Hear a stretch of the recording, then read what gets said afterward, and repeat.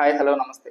నేను మీ Chandu from Arudrama consultancy. 30 days 30 university సిరీస్లో 14th డే వచ్చేసి డాక్టర్ ఎంజీఆర్ యూనివర్సిటీ చెన్నై. ఇది మధురవాయిలో లొకేట్ అయింది. ఇది 1988లో ఎస్టాబ్లిష్ చేశారు. సో 2003లో దీన్ని డీమ్డ్ యూనివర్సిటీగా చేశారు. సో ఇది 250 ఎకరాస్ క్యాంపస్. సో ఇది వచ్చేసి కోయంబేడు నుంచి నియర్లీ 3 to 4 కిలోమీటర్స్ డిస్టెన్స్ ఉంటుంది. సో దీనిని heart of the city of university అని కూడా అంటారు. ఎందుకంటారు, ఇది ఇన్ ద సిటీలోనే ఇది ఉంటుంది మనకి.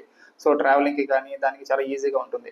సో దీనికి NAC A+ గ్రేడ్ ఉంటుంది, UGC గ్రేడ్ ఉంది, AICTE గ్రేడ్ ఉంది.